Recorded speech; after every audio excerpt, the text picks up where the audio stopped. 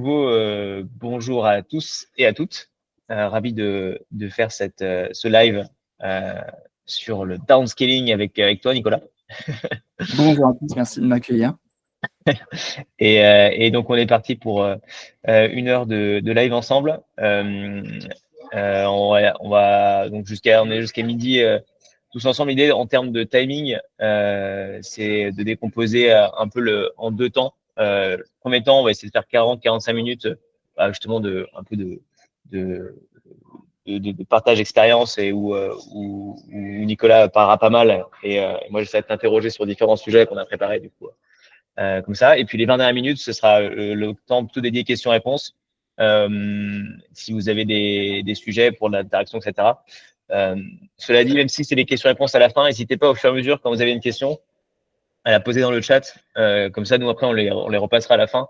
Ça vous évitera de l'oublier. Et puis si jamais le sujet peut être traité sur le moment aussi, je garderai un œil sur le chat et je verrai si c'est possible, quoi. Donc voilà, 20 minutes à la fin de questions-réponses. Posez les questions au fur et à mesure sur le chat. On y répondra au fur et à mesure ou à la fin. Je répète parce que je vois qu'il y a des gens qui continuent à arriver. et puis écoutez, on est parti.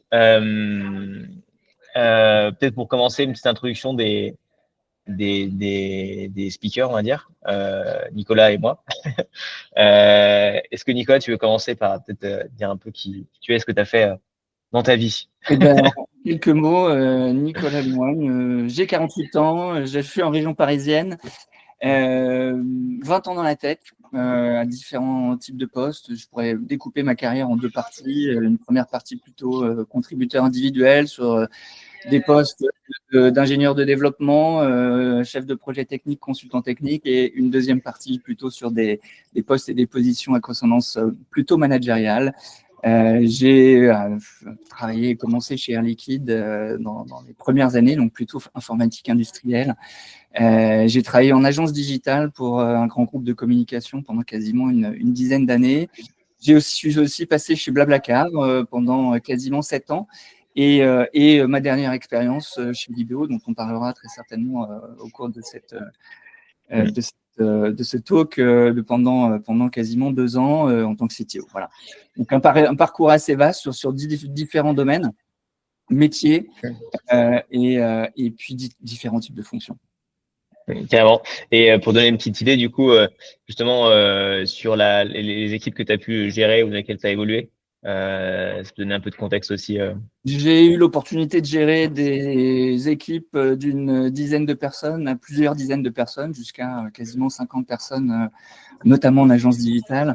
Et sur le sujet dont on va parler aujourd'hui, aussi vécu des phases de scaling et de downscaling dans différentes organisations. Voilà, je pense que… N'en dis pas plus, le suspense sera bientôt révélé.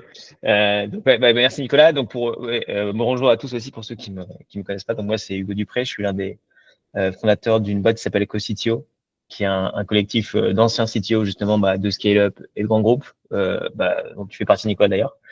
Et avec ce collectif, on a différentes activités, une taux de conseil, audit technique, due diligence technique, une plutôt accompagnement ou transition sur les rôles de CTO, VP Engineering, et une autre partie de recrutement en CDI, pareil, de ces mêmes profils. Et pour faire tout ça, on s'appuie sur notre communauté qu'on anime aussi. Et aujourd'hui, il y a à peu près 300 membres dans le collectif. Et voilà, pour faire simple. Donc écoutez, aujourd'hui, on se retrouve. Tu commences à en parler, Nicolas, pour le sujet du downscaling. Peut-être en intro sur le sujet, ça va être pas mal de dire, mais en fait, qu'est-ce que ça veut dire? Est-ce que c'est nouveau, ça, le downscaling, finalement, avec ce nouveau terme? Non, c'est pas nouveau, et j'ai envie de dire, c'est une phase, ce sont des phases, je dirais, assez récurrentes dans une organisation, pas récurrentes et pas communes, bien sûr, mais la vie d'une structure, la vie notamment dans notre monde de start-up, scale-up aujourd'hui, sont des passages obligés. Réduire des effectifs, restructurer son organisation, dans différents contextes. Là, ces dernières années, on va parler bien sûr d'un contexte économique un petit peu plus difficile qui nous a… On parle un peu de, ouais, un peu de D'entre notre petite nous, crise en ce moment. Ouais, qui nous a pour beaucoup d'entre nous, je dirais, imposé de réduire nos staffing pour pouvoir garder une marge financière qui nous permette de continuer à avancer. Mais dans d'autres contextes aussi, des phases de downscaling, après des phases de croissance hyper importantes, au moins de stabilisation d'effectifs, réduction d'effectifs pour pouvoir reconstruire une organisation qui fonctionne et pouvoir rescaler dans un deuxième temps, sont aussi des choses que j'ai pu et j'ai eu l'occasion de voir dans ma modeste carrière aujourd'hui. Je dirais que c'est assez commun. Et on a discuté il y a de ça quelques semaines ensemble. C'est quelque chose où aujourd'hui peut-être encore tabou, sur lequel on a finalement peu ou pas de retour d'expérience. Et c'est ce que j'avais envie aussi un moment de partager. C'est des éléments, c'est des phases qui vont être des phases assez structurantes, stratégiques dans la vie d'une organisation. Et les aborder au mieux, en tout cas, et avoir ce retour d'expérience sont les choses qu'on n'a pas spécialement aujourd'hui dans notre quotidien. Et que j'avais envie aujourd'hui d'en partager ça, en tout cas avec vous. Je discutais du sujet avec un ami fan de Formule 1. Alors moi, je suis pas spécialement fan de Formule 1, mais qui me disait, ouais, dans la Formule 1, celui qui va gagner la course, c'est pas spécialement celui qui va le plus vite dans les lignes droites, mais c'est celui qui arrive à mieux gérer les virages, mieux gérer les freinages et mieux gérer les arrêts au stand. Je crois qu'on pourrait faire ce rapprochement avec ces phases de pause, de restructuration, voire même potentiellement de réduction d'effectifs pour pouvoir relancer au mieux une organisation dans un deuxième temps. Ouais, clairement. Bah, écoute, belle métaphore. Est-ce qu'on va pouvoir la filer pendant toute la. Peut-être. Alors, je suis vraiment pas spécialiste de. C'est ça, c'est peut-être ça. Mais ouais, non, hyper intéressant du coup de dire qu'en fait, c'est des phases aussi qui arrivent. Là, on parle un peu, c'est un peu le sujet parce qu'il y a un peu ce contexte économique qui est peut-être pas évident, mais en fait, c'est des phases qui existent de restructuration qui ont toujours existé et qui sont pas forcément nouvelles. Et comme tu dis, c'est intéressant de construire un peu de contenu là-dessus parce qu'il n'y a pas, c'est un peu, enfin, restructuration, c'est un peu tabou. D'ailleurs, on parle souvent de restructuration et pas de, je vais réduire mon effectif. Ouais. donc, ouais, c'est très cool. Le but de ce qu'il est aujourd'hui, justement, de créer un peu de contenu là-dessus. Et justement, en fait, pour revenir un peu sur quand il y a une phase de dancing, peut-être dans tes différentes expériences, parce qu'il y a un moment donné, il faut se dire, OK, ben là, je vais commencer il faut que je restructure, il faut peut-être que je réduise les effectifs, mais quels sont les éléments peut-être qui font prendre conscience de dire, mais en fait, là, il faut que là, il faut peut-être que j'entre dans une phase où je vais réduire l'effectif ou où je vais réduire le truc. Quels sont les éléments qui t'ont fait dire, OK, ben là, en fait, c'est nécessaire? Je vais prendre deux cas et un cas simple, assez, je dirais, commun depuis les dernières années. Déjà, un contexte économique. Voilà. Aujourd'hui, dans nos modes de start-up, cette crise d'investissement, besoin d'atteindre un certain équilibre financier, voire potentiellement, fait qu'à un moment, oui, on est contraint d'un point de vue économique de stabiliser la réalité budgétaire. La réalité budgétaire et la réalité de la vie financière de la structure. Ça, c'est le cas, je dirais, le cas basique. Je vois qu'il y a des gens de chez Blablacar et des anciens de Blablacar dans la conférence. Mais ça peut être aussi, et ça a été le cas notamment dans première phase où arrivé chez Blablacar, on était dans une phase de croissance en termes d'organisation assez folle, avec une trentaine de personnes qui arrivaient chaque semaine, ou chaque mois, pardon, excusez-moi. Et on s'est très vite rendu compte que accueillir des gens, faire grandir l'organisation, ça ne se fait pas au détriment de structurer l'organisation de manière stable et pérenne pour pouvoir justement accueillir plus de personnes, faire grandir l'organisation globale et avoir cette organisation qui avance, je dirais, dans une même direction.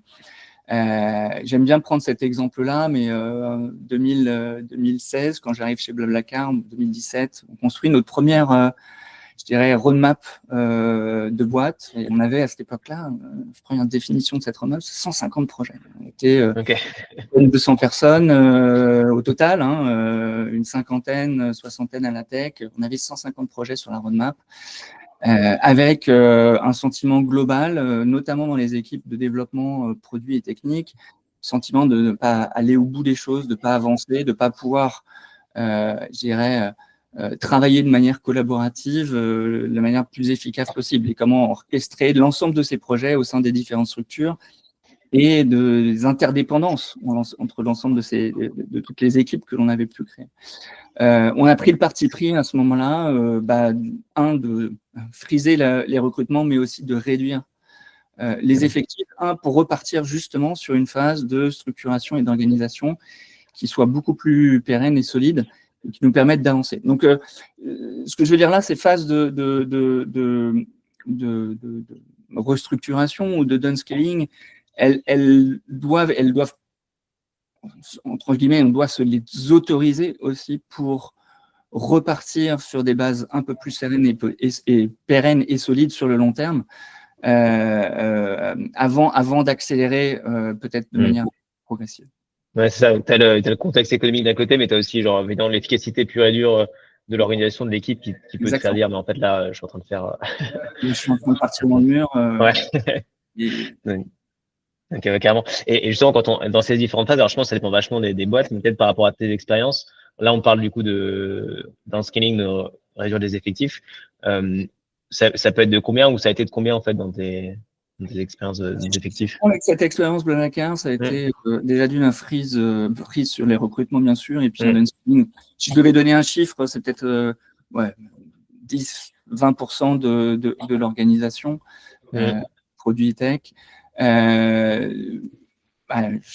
L'IBO, ces 2 dernières années, ça a été réduire les effectifs quasiment par 2, enfin moins d'un bon tiers plus, et passer de 25 ingénieurs de développement dans l'équipe technique à une quinzaine, voilà, globalement. Ouais, ok. Et ouais, donc ça fait un peu prendre conscience du sujet en mode, là, il y a quand même des gens qui vont partir, etc. Donc c'est quand même pas une phase qui est évidente. Donc il y a comment est-ce que tu prépares, enfin comment est-ce que tu as préparé, ou comment est-ce que qu'on pourrait avoir cette phase préliminaire du downscaling, comment est-ce qu'on peut un peu se préparer à ça, quoi, parce que c'est pas non plus évident, quoi. Je crois que ce qui a été je vais reformuler peut-être ta question, mais je crois que cette phase de préparation, et je vais prendre le cas d'usage l'IBO, avec une vague de départ à gérer hyper importante. Ce qui a été primordial dans la réussite ou la sérénité de cette phase de downscaling, ça a été la phase de préparation. Phase de préparation notamment avec comité exécutif sur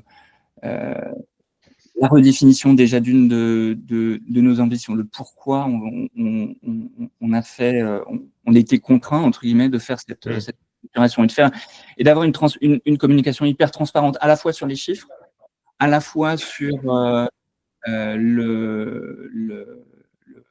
l'état du business. Est-ce qu'on allait atteindre d'un point de vue, on allait chercher à atteindre d'un point de vue financier dans les prochaines années. Et de manière aussi, quand je dis de manière tout à fait transparente, c'est d'être complètement au clair et aligné sur ces objectifs-là. Ça c'est la première chose. La deuxième chose, ça a été surtout dans cette phase de préparation de clarifier l'après de la restructuration. Qu'est-ce que de cette restructuration va impacter en termes d'organisation? Quelle organisation construire? Comment on va se restaffer? Comment on va réorganiser les équipes? Et ça, cette phase de restructuration de l'après, tu le fais plutôt avec l'équipe dirigeante, manager C-level, ou comment tu le... Ce qui va être important, au moins, c'est de donner les grandes lignes directives avec l'équipe C-level. Je pense qu'il va être important dans l'implémentation d'embarquer un maximum les équipes pour voir comment se tendre vers cette organisation-là. Mais je dirais l'organisation cible, le nombre d'équipes, la répartition des domaines fonctionnels ou techniques au sein de ces équipes, je pense que c'est bien d'avoir cette réflexion-là en avance de phase. Pas spécialement pour, je dirais, cacher le pourquoi du comment demain, mais justement donner la possibilité aux gens de se projeter dans ce que sera demain. Ce qui est important dans ces phases-là, ça va être de donner la visibilité sur les chiffres, de donner la visibilité sur l'objectif de cette restructuration, mais donner aussi plutôt l'objectif de ce que l'on va chercher à atteindre quand on va se restructurer. On parlera peut-être on a déjà discuté un petit peu ensemble, mais comment se réorganiser, les choses qui ont marché en tout cas pour moi et pour nous dans les différentes organisations auxquelles j'ai pu participer à ce type de restructuration. Mais c'est ce qui va être demandé et ce qui va être important dans cette phase-là, c'est d'arriver à projeter les gens dans l'après. Bien sûr, demain, quand on va redémarrer, quand on va repartir, je dirais, au combat, qu'on puisse choisir les bonnes priorités au bon moment, etc. Mais aussi permettre aux gens de se projeter dans qu'est-ce que sera demain. Qu'est-ce que moi, en tant que collaborateur dans une équipe sur un domaine métier peut-être spécifique, sur une expertise spécifique, je peux apporter de la valeur ou pas dans cette nouvelle structure. Est-ce que je suis prêt à me réengager demain? Je pense que ça, c'est un point crucial dans cette phase-là. Ouais, c'est pas de voir. Et du coup, quand tu dis avoir la communication claire avec l'équipe, est-ce que, par exemple, là, dans tes différentes expériences, quel argument un peu tu as pu avancer? Parce que c'est quand même, tu vas quand même dire, bon, bah, il y a une partie de l'équipe qui va partir. Et concrètement, qu'est-ce que tu as pu dire en mode pour que ce soit clair et bien entendu de tout le monde? Si on prend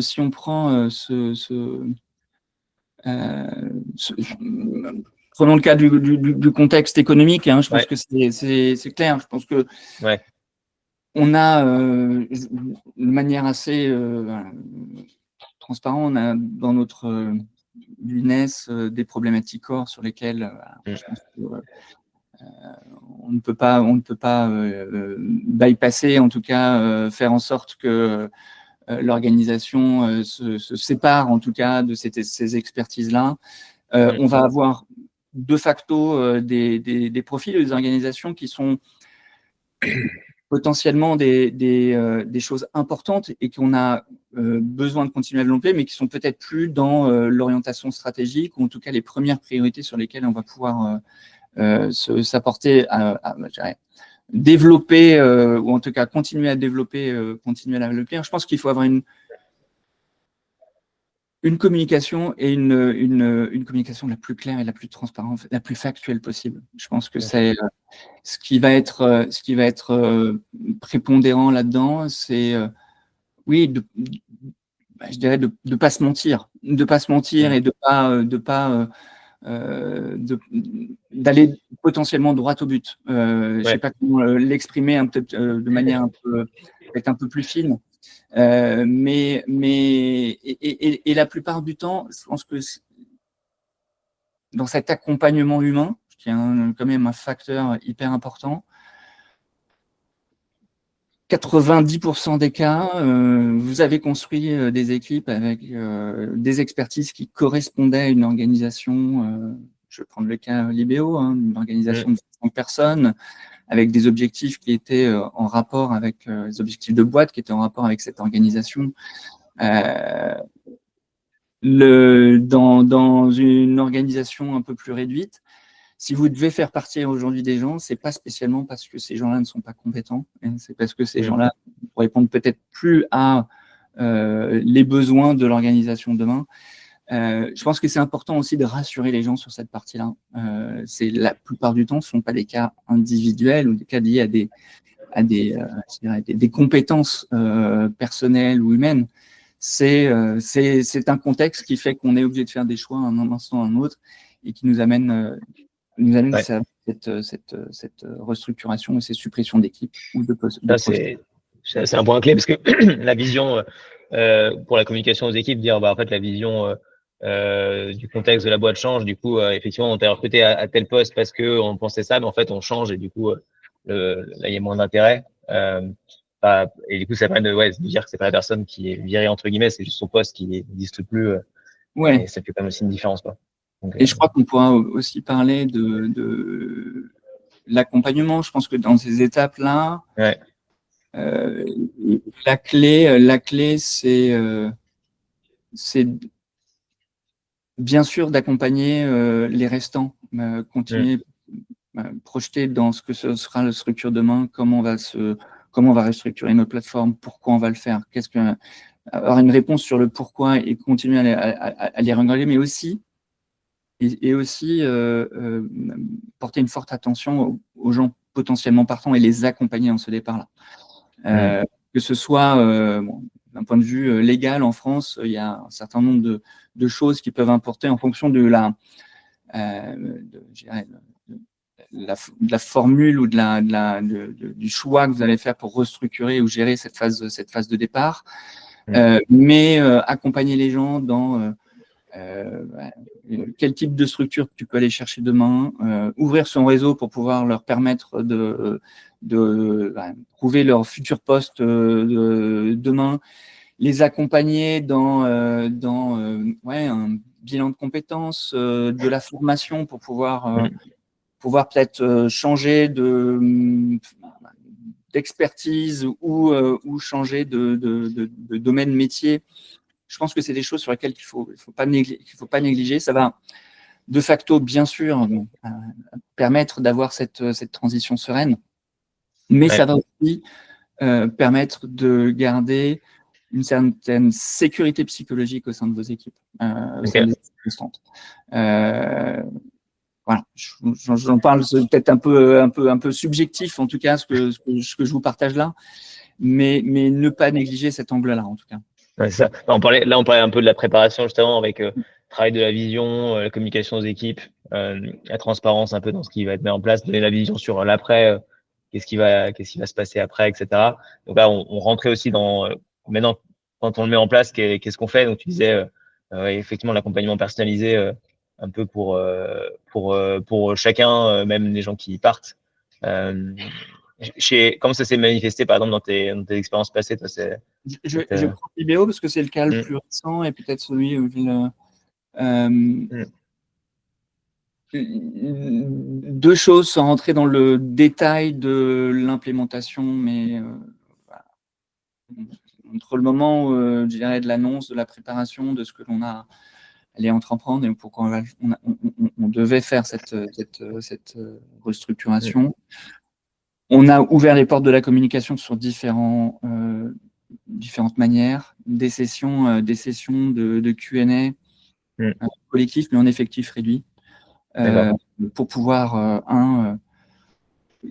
libérer la parole, ouvrir la parole, donner aussi des réponses concrètes beaucoup plus, je dirais, humaines que dans des sessions de HoloLens où on a l'entièreté de la structure et de l'organisation, où la prise de parole va être peut-être un peu plus compliquée pour les gens peut-être un peu plus introvertis. Et du coup, tu dis Q&A en effectif réduit, c'était combien de personnes du coup ces petits comités? Des sessions entre 5 et 10 personnes maximum, avec moi, les membres du CODIR, différents types de personnes pour pouvoir qu'on puisse répondre à un maximum de questions sur ce que sera demain. Et après, maximiser les entretiens individuels.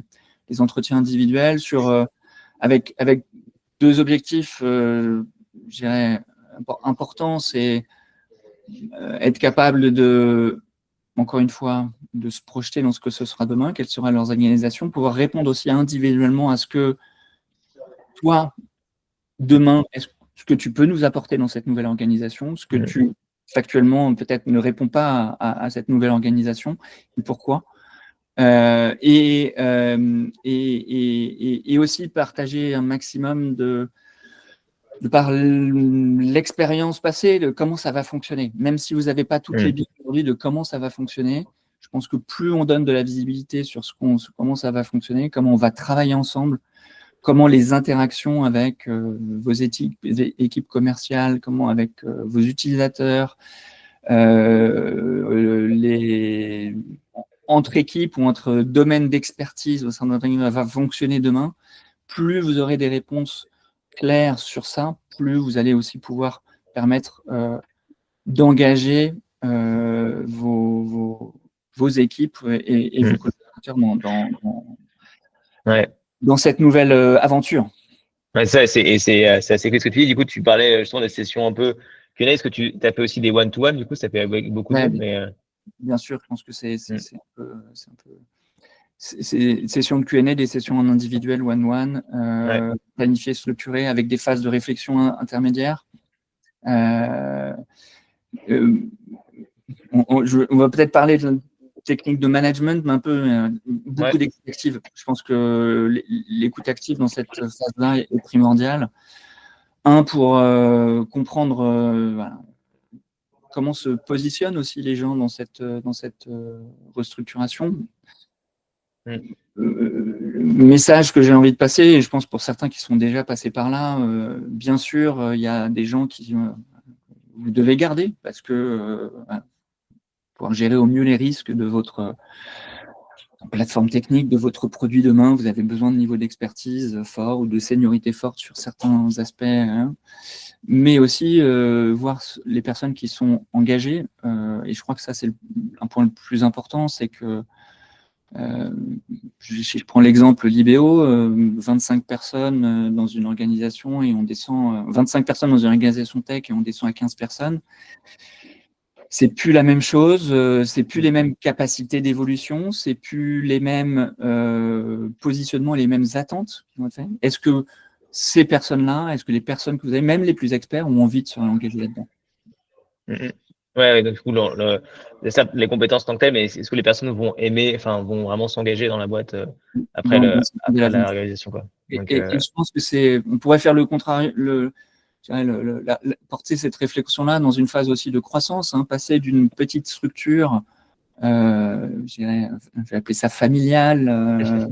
On démarre, on est en pré-seed, série A, peut-être 5-10 personnes, on a travaillé ensemble, on a mis peut-être quelques process en place pour pouvoir se structurer et passer à 25, 30, 50 derrière. Chaque phase a ses étapes et chaque phase est une aventure et une organisation différente. Et est-ce que les gens qui ont envie de partir dans cette aventure-là, dans ces aventures-là, sont aussi, je dirais, adaptés, engagés, envie de travailler dans cette évolution potentielle? Ouais, c'est ça. Et du coup, alors ça amène une autre question. Tu as déjà commencé un peu à répondre, mais et sur comment justement tu arrives à choisir un peu qui reste, qui part, et comment est-ce que tu découvres comment est-ce que tu découvres les potentiels de chaque profil pour dire lui non, lui oui. Euh, euh, comment tu as pu un peu gérer ça? Je dirais que je vais peut-être pas donner une réponse hyper générique parce que je pense que ça dépend énormément de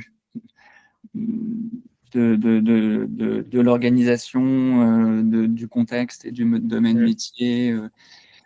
La première chose, c'est certain, c'est, je pense, clairement identifier les risques et les personnes clés qui feront que demain, et ça, je pense qu'on peut pas y passer, mais qui feront que demain, votre plateforme continuera à être la plus stable possible, que votre produit continuera à être le mieux possible.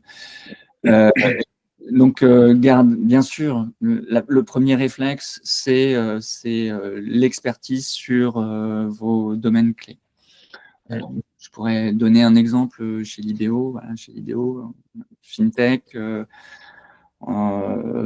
plateforme SaaS, besoin d'avoir une expertise forte, notamment dans la partie infrastructure et sécurité. C'est certain qu'on ne va pas pouvoir faire partir et libérer des gens qui sont hyper pertinents sur cette partie. Néanmoins, je vais pondérer ce discours-là. Je pense qu'un critère aussi qui est hyper important, et c'est pour rebondir avec ce que je disais juste avant, c'est est-ce que, même pour les plus experts, j'ai envie de me réengager dans cette nouvelle aventure? Vous avez certainement vécu une phase de scale avec des ambitions de croissance, des ambitions d'évolution personnelle, mais aussi d'ambition projet, d'attaquer les nouvelles technologies, une restructuration architecturale ou un projet technique hyper engageant. Ces choses-là vont peut-être disparaître demain dans nos nouvelles versions. Est-ce que la personne est prête à se réengager dans ce nouveau challenge? Je pense que ça, c'est un point important qui vient. C'est s'assurer que les gens que vous allez garder, en tout cas, soient complètement alignés avec leurs ambitions. Voilà. Pourquoi je vous dis ça? Parce que foncièrement, ce qui va se passer si on forçait peut-être un petit peu la main pour garder certaines personnes, c'est que il y a très grande chance que dans 3 mois, 6 mois derrière, cette personne-là parte de facto. Et du coup, ne participe pas et ne vous participe pas, mais ralentissent encore une fois cette réaccélération que vous allez aller chercher dans un deuxième temps. Ouais, on peut voir un peu plus long terme et pas paniquer sur.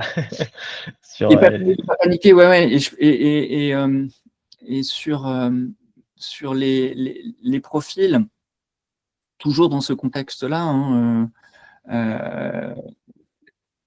toujours dans ce contexte-là de, je dirais, réduction d'effectifs assez conséquent, un peu comme j'ai pu le réaliser chez Libéo.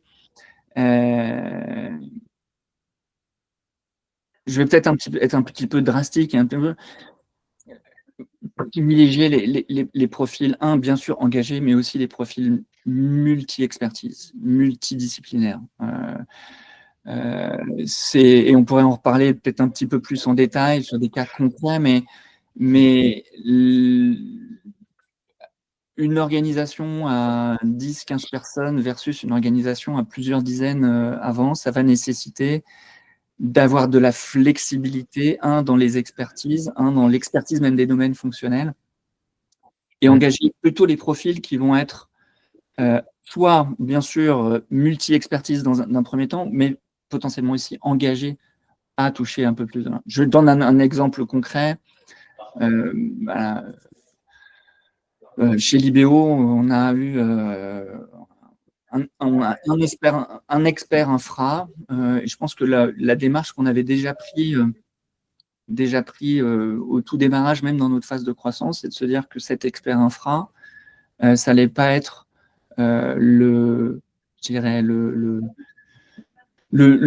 l'unique porteur de l'infrastructure, mais qu'on avait intérêt dans cette organisation-là, et en tout cas le plus longtemps possible, faire en sorte que notre expert infra soit plutôt le porteur des évolutions d'infrastructure et le formateur des équipes internes pour que ces évolutions d'infrastructure puissent être portées par les équipes.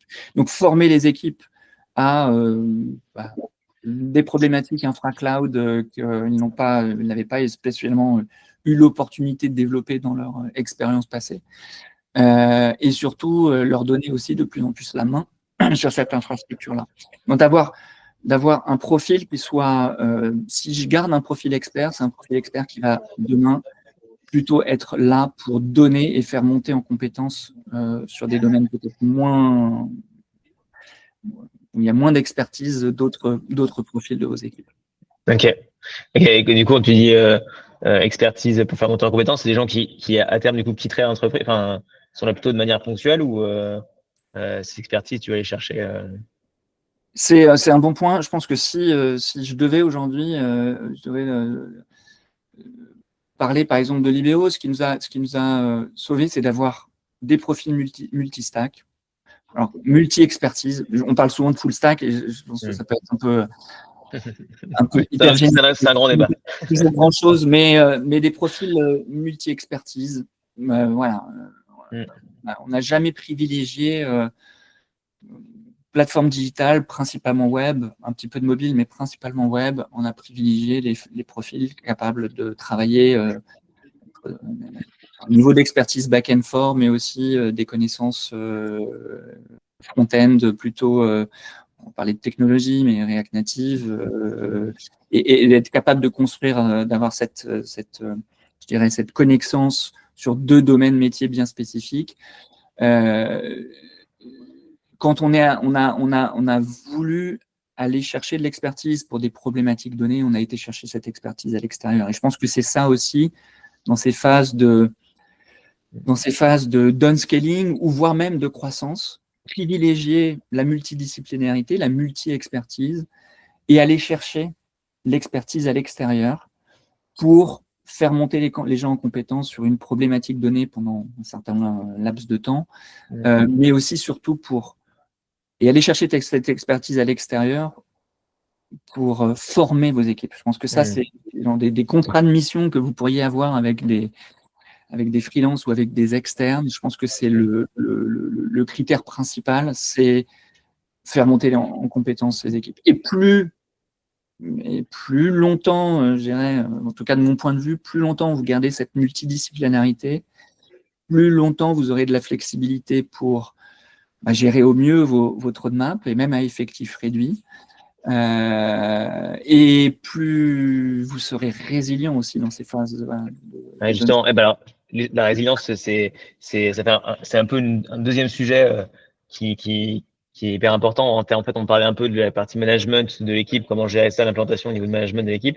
On commence à aller justement sur la partie réorganisation, vraiment au sens réorg de la boîte des compétences.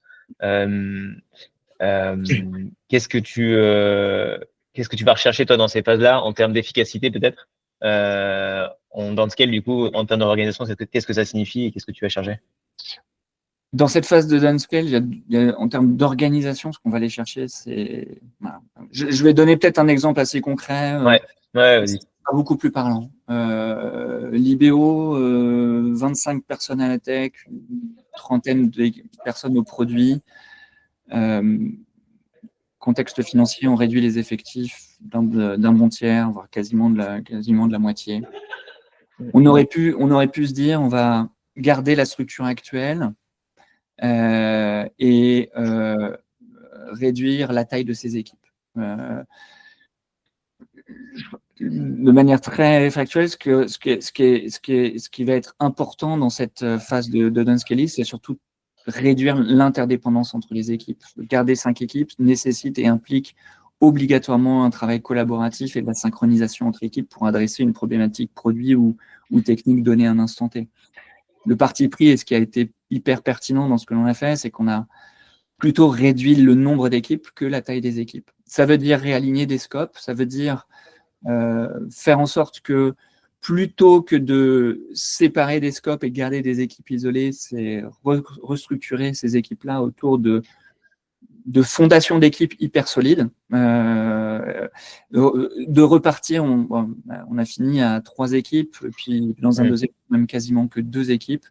Ça nous a permis de garder, déjà de limiter l'interdépendance entre les corps de métier, et des équipes multistack, je pense multidisciplinaires, PM, tech, designer, etc., avec un maximum dans cette organisation-là. Ça nous a permis de garder cette dynamique et d'avoir une dynamique hyper, agile et créer le minimum de dépendance sur le reste de l'organisation. Ouais, c'est en plus, des fois, on a tendance à avoir, il y a des fois des métiers transverses à plusieurs équipes, architecture ou des trucs comme ça. Là, le parti pris, c'était de répartir ça dans les équipes et de partir sur des équipes multistack un maximum. Et je pense que je pourrais faire même dans cette phase de croissance, je pense que ce qui est important, c'est de garder un maximum la multidisciplinarité au sein d'une équipe pendant un maximum de temps. Avant de créer des couches plateformes ou des couches métiers, architecture déconnectées de la production comptable, qui ont complètement du sens quand l'organisation grossit et qu'on a besoin d'avoir un niveau d'expertise sur des choses, des domaines bien spécifiques dans une organisation qui est à effectif réduit. Le moins vous créerez de dépendance et d'interdépendance entre des silos, et plus vous créez une dynamique d'équipe forte, le mieux ce sera. Je pense que ça pourrait être aussi les grands mots que je pourrais donner sur la phase d'organisation de votre roadmap et de où mettre les priorités. Carrément. D'en parler après. Et carrément. Et du coup, je pense que je vais commencer aussi. Il y a des questions qui avaient été posées du coup dans le chat au fur et à mesure. Je pense que je peux commencer on peut commencer en adresser certaines. Et puis après on a encore d'autres. On a pas encore fini ce qu'on voulait tout dire avec Nicolas, mais, mais je pense que la question-réponse ça va être intéressant. Et puis on conclura sur un peu les derniers sujets qui nous restent en tête. Euh, je vais peut-être laisser justement, je vais peut-être modifier pour que vous puissiez, quand je vous appelle, du coup, allumer vos micros. Donc là, hop, normalement, ce sera possible. Alors, du coup, François-Xavier Nion, tu posais une question justement pour se projeter et pour restructurer. Euh, et tu demandais si il fallait appliquer ça dès la première structuration. Tu veux compléter un peu ce que tu disais pour qu'on comprenne la question et qu'on puisse y répondre.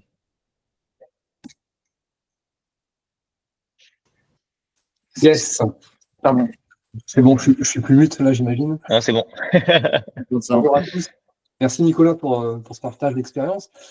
J'ai pas eu encore l'occasion de downscaler. Je suis plutôt là, moi, dans une problématique d'upscale. Et finalement, notre métier, un peu, c'est d'anticiper tout ça. Et j'écoute avec attention ce que tu dis sur accompagner, se restructurer, se projeter sur la restructuration. Et finalement, comme dans nos métiers, on est souvent sur un processus un petit peu atomique et itératif. Bah, la question que je me pose dans mon concept, c'est ce que tu évoques pour le downscaling, c'est quelque chose à prendre en compte dès finalement les premières structurations finalement d'upscale. C'est-à-dire que je suis assez d'accord avec toi sur les équipes multi-expertise. Je suis fan aussi du full stack. Il y a des gens que je peux un peu staffer comme bon me semble sur tous les sujets. Et dans ma logique, effectivement, d'upscale, je pense, garder cette philosophie.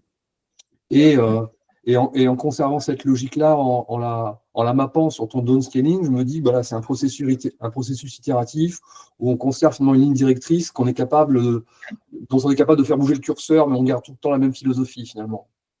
Je suis complètement aligné avec ce que tu viens de dire. Et je crois que d'ailleurs, tu avais mis un post sur le LinkedIn et j'ai pas eu le temps d'y répondre, mais aligné. Et je crois que je le mentionnais juste avant.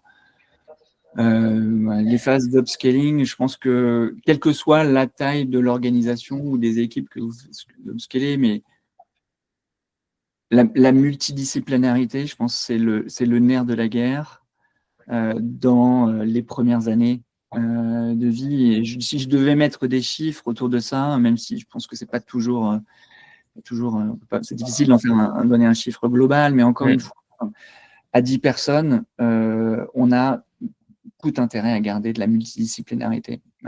J'aime pas parler non plus de full stack, tu m'étonnes, parce que je pense que c'est un peu galvaudé et ça donne un angle. Mais ouais, des personnes qui sont capables de maîtriser l'infrastructure, de maîtriser du développement back-end, voire potentiellement front-end, voire même potentiellement mobile. Peut-être pas avec un niveau d'expertise hyper fort pour ça. Je pense que c'est obligatoire et ça devrait être la marche à suivre dans la construction de ces équipes-là. Apporter de l'expertise demain quand vraiment on a besoin d'avoir, je dirais, d'aller encore plus loin dans, je sais pas, la gestion de tes transactions, l'optimisation de ton, je vais prendre ton flot de transactions bancaires comme vous pouvez l'avoir chez DBO. Je pense que c'est des phases qui arrivent dans un deuxième temps. Ouais, toujours, toujours la flexibilité des équipes, finalement, ça permet justement de garder une organisation qui est assez souple, de grossir, de décroître, etc. Et carrément, et du coup, dans la même lignée de cette question-là, d'ailleurs, il y avait celle de Mathilde. Alors, je sais pas si tu es encore là, Mathilde, d'ailleurs, je sais plus si. Hop, je peux mettre. Ouais, ça marche. Ok, de nouveau, j'ai démute les micros. Tu peux activer ton micro si tu veux pour ta question justement sur la phase. On a peut-être déjà un peu répondu, mais si tu veux compléter, tu parles de la phase de croissance, la partie équipe externe, l'importance d'avoir ça, quoi. Du coup, je te laisse peut-être proposer ta question. Oui, effectivement, c'était, même si on en a parlé un peu en réaction spontanée, en fait, de savoir à quel point c'était en anticipation, pertinent sur quel aspect, parce qu'il y a toujours la dimension stratégique qu'on veut garder en interne, et en même temps, quand on sait d'emblée que on a besoin d'une équipe, une grosse équipe à un moment donné, que ça sera le plus cas après, c'est sur quel aspect et à quel point c'est opportun de se faire accompagner sur une pan du delivery notamment, pour éviter que ça soit trop rude en phase d'après, quoi. Juste pour m'assurer que je parte dans la bonne direction, ce que tu sous-entends là, c'est comment préparer, je dirais. C'est ça, c'est un peu dans une logique, exactement. Comme on sait qu'il y a une période de forte croissance, mais que on va devoir réduire la voilure à un moment donné plus tard, c'est comment en anticipant, on peut jouer aussi sur ce levier-là, avec ce levier-là. Je vais prendre un autre angle. Je pense que dans la préparation de ma réflexion à ce talk, j'avais envie de dire oser l'outsourcing, notamment dans ces phases de démarrage. Si je prends un peu le contexte que tu mentionnes là, mais voilà, on développe un nouveau produit ou on a une nouvelle ambition particulière, ou une nouvelle ambition produit, ou d'étendre notre produit, une nouvelle ligne stratégique sur laquelle on n'a pas spécialement beaucoup de certitude. Je pense que sur cette partie-là, il faut se donner l'opportunité d'externaliser. Bien sûr, il y a peut-être des contraintes financières autour de ça, et ça, c'est un autre débat, ou budgétaire. Mais en tout cas, externaliser.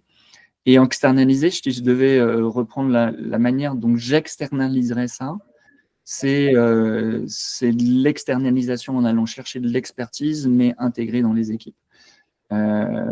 Pour que justement on puisse avoir le meilleur des deux mondes, c'est-à-dire potentiellement avoir cette extension de staffing extérieur ou cette expertise extérieure, mais tout en conservant la connaissance au sein de l'organisation. Je ne sais pas si ça répond à la question et si la réponse n'est pas trop vague, mais ça serait en tout cas moi la manière de l'aborder en tout cas. Si, hyper clair, c'était exactement la question que je me posais, donc très bien. Donc plutôt bien. Ok. Et autre question du coup que je prends d'Enrique. Tu demandais du coup comment tu gères les personnes qui restent mais qui ne voudront pas prendre un périmètre étendu ou changer de périmètre du coup. Donc un peu peut-être, je sais pas Enrique, je parle à ta place si tu veux compléter, dis-moi, mais les gens qui veulent rester mais en fait que tu veux pas qu'ils restent. Je sais pas si c'est ça la question, mais. Ouais, je pense que c'est bon. Tu peux activer ton micro si tu veux, Enrique, pour compléter ce que je dis. Ouais, j'avais pas vu. Ouais, en fait, d'ailleurs, merci pour le talk, c'est quand même super intéressant. Et justement, parce que moi, je suis dans une phase, justement, en train de gérer cette partie-là de downscale. Et du coup, c'est une question, en fait. Il y a des personnes qui vont rester, qui sont bons dans leur périmètre, par exemple, tu parlais de l'infrastructure, de la sécurité. Mais qui, du coup, OK, on va garder, qui vont rester, mais que lorsqu'on va leur proposer le périmètre étendu, ils vont pas forcément buy-in sur cette partie-là. Ils sont OK avec le périmètre qu'ils ont, ils sont bons dans le périmètre ou OK dedans. Comment tu gères ça, en fait? Quels sont le framework que tu peux conseiller pour un framework, j'ai envie de te dire, positif, tu vois, parce que l'idée de les faire sortir, c'est pas le meilleur, tu vois, leur pourrir la vie, c'est pas ce qu'il faut. Mais comment est-ce que tu gérerais ça, toi? Ou comment tu l'as déjà géré? J'ai envie de te dire,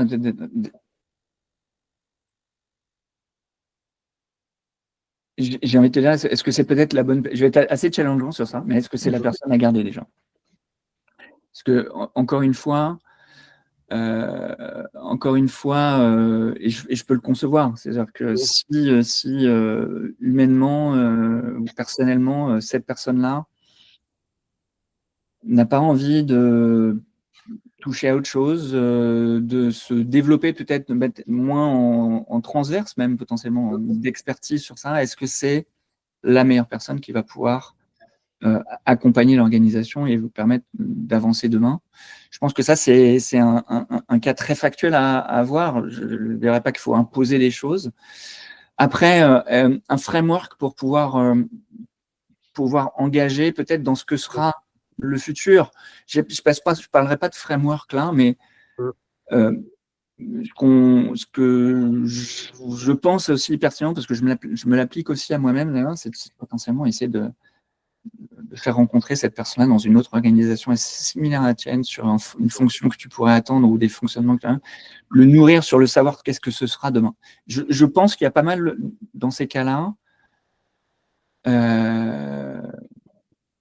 peut-être de peur ou de méconnaissance de ce que pourrait mettre demain le nouveau scope fonctionnel. Je prends un exemple assez concret.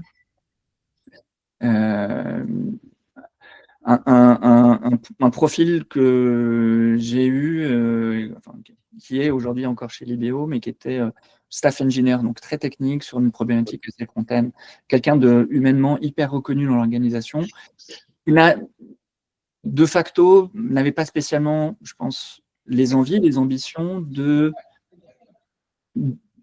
tendre vers un rôle plutôt team leader, pilote d'équipe, etc. Que j'ai encouragé à tester. Le fait de tester sans potentiellement jugement de valeur, même en autorisant, et ça je pense que c'est un point important aussi, en autorisant le droit à l'échec et en tout cas à l'apprentissage, ça lui a permis de prendre le poste, peut-être pas, et c'est peut-être pas le poste qui va lui être team leader, gérer un aspect un peu plus managérial des équipes, organisationnel des équipes, peut-être pas quelque chose qu'il aura envie de continuer sur le futur, mais lui a donné quand même, je pense, et pour en avoir discuté avec lui, une expérience et une expertise qui a été valorisée et valorisante pour lui. Donc je pense qu'il y a aussi si cette personne-là correspond à ce dont tu as envie de construire l'aventure de demain, donne-lui la possibilité de tester. Voilà. Et peut-être que ça ne marchera pas, mais donne-lui la possibilité de tester. Ok, c'est pas mal. Ouais. Bah oui, c'est une bonne idée parce qu'en fait, par exemple, dans le cas où je suis spécifiquement, c'est effectivement quelqu'un que tu as besoin, qui fait bien son rôle, mais c'est pas certain que la personne va dire cool, je vais prendre plus de choses. Ce qui, in fine, je peux comprendre. Hein. Tu es bien dans ton rôle, tu fais bien ta job. Pourquoi est-ce que tu irais prendre quelque chose qui est en dehors de ton scope et que tu peux justement potentiellement échouer? Mais l'idée, effectivement, de donner un test, c'est une bonne idée. Cool. Je pense que c'est d'échouer. On parle souvent de sortir de sa zone de confort, de sortir, de tester des choses, etc.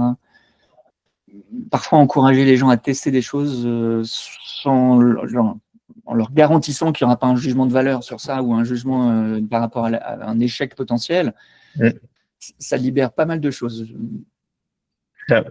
Et j'en profite du coup pour c'est bien intéressant un peu dans l'organisation concrète auquel laisser les gens tester des sujets, c'est intéressant. Il y avait aussi Florian Convert qui donnait, alors c'est pas forcément une question, mais c'était un truc sur lequel on peut rebondir, un aspect du coup un des principaux challenges du coup c'est de gérer la complexité héritée d'une phase où il y avait plus de monde à une phase où il y a moins de monde. Et du coup d'arbitrer, il disait, entre build, rationalisation technique, architecture. Et ça peut être intéressant, alors peut-être assez rapidement, mais on en avait un peu parlé, Nicolas, de cette phase-là, de le focus à avoir au niveau de l'orga, qui peut être intéressant dans ces phases-là, quoi, où tout doit être plus simple. Complètement. Et je crois que la règle d'or, en tout cas celle que j'ai, et la philosophie, la règle d'or que je vais continuer à appliquer demain, c'est prioriser. Et que ça doit venir du comité de direction, dont vous faites certainement partie en tant que CTO, jusqu'au fond des équipes. Je crois que ce qui nous a permis de rebondir, notamment chez Libéo, on a quand même une réduction d'effectifs drastique, c'est qu'on était déjà dans cette démarche-là de se dire, on a une roadmap trimestrielle, mais cette roadmap trimestrielle, elle ne doit dériver que sur un enjeu phare pour chacune des équipes dans l'organisation. Ça peut paraître contre-intuitif ou contre-productif, mais si on parle des concepts lean qui ont été éprouvés notamment dans pas mal de structures dans l'automobile, etc., engager vers les équipes vers ces principes de just in time. Je ne veux pas m'élargir sur ça, mais donne des pistes. Après, voilà, faut... un seul objectif commun qui se dérive même au sein des équipes sur leur cycle agile de Scrum d'une semaine ou de 2 semaines en fonction de comment vous êtes organisé, mais avec un seul objectif commun par sprint. C'est la clé de la réussite et surtout de la remise en comment dire, en productivité. Productivité pour les équipes. Je pense qu'on pourrait philosopher. On pourrait. C'est ça. Faire simple sur les sprints, au quotidien, en même temps dans les sprints, avoir peut-être un seul objectif sur un sprint donné. Et pour peut-être rebondir sur la partie rationalisation et architecture, c'est clair que sur les pour pouvoir repartir de manière sereine, quand tu réduis les effectifs, c'est je dis ça, mais travailler sur tout ce qui va être, qui va avoir l'optimisation opérationnelle. Et d'un point de vue technique, c'est clair que ce sont les phases où on doit privilégier l'optimisation de la code base pour limiter le nombre de bugs ou le nombre de demandes du support pour répondre à une problématique donnée. C'est le moment aussi où on doit travailler sur l'optimisation de sa CI/CD pour qu'elle soit le plus efficace, qu'on puisse, et ça je pourrais aussi en débattre, mais vers du trunk-based development et de la release la plus récurrente possible, voire même potentiellement plusieurs fois par jour. Je pense que c'est ça qui nous a, j'ai appelé ça sauver, mais à la fois chez Blablacar ou chez Libéo, c'est d'être déjà dans cette démarche-là et d'avoir favoriser des déploiements rapides et des tests rapides. C'est ça. Grosso modo, en plus, il y aura moins de personnes pour faire à peu près le même taf, donc il faut que les process et l'orga, elles soient... Si on veut pouvoir remettre de l'innovation, il faut enlever tout ce qui perturbe foncièrement le quotidien des équipes. Et ça, c'est primordial à la fois pour repartir dans une phase de production innovante, mais surtout aussi pour alléger et optimiser le quotidien de vos équipes. Et c'est vrai qu'on pourrait encore en parler pendant assez longtemps. Il y a pas de trucs même qu'on avait préparé et qu'on n'a pas pu encore aborder. Mais on arrive du coup à la fin du timing du live. Donc il est midi, on va devoir se quitter. Peut-être une petite phrase de conclusion du coup, Nicolas, du coup assez rapide parce qu'on est time over, mais sur le plan émotionnel en tant que CTO là-dedans. Pour finir là-dessus, du coup, comment gérer ça aussi, parce qu'en tant que manager, c'est pas évident de l'encaisser, quoi. Ouais, c'est jamais évident. C'est des phases qui sont émotionnellement toujours très complexes. Je vais sortir des mots assez bateaux, mais ouais, forcez-vous à prendre du recul. Je pense que ça, c'est important. Et si vous n'arrivez pas à prendre du recul, bien sûr, et surtout entourez-vous, faites ce que j'ai envie de dire. Entourez-vous, bien sûr, en interne. Vous faites partie certainement d'une équipe de direction. J'espère que dans vos équipes de direction, vous avez cette capacité-là aussi à échanger de manière très ouverte vos sentiments, vos émotions.